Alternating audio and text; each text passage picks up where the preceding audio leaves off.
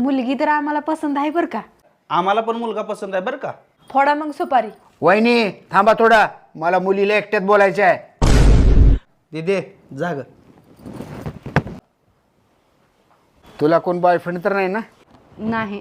पण मला हाय गर्लफ्रेंड, लहानपणापासूनचं प्यार आहे हो माझं. तिने मला म्हणले तू जर माझ्याबरोबर लग्न नाही केला तर मी जीव देते.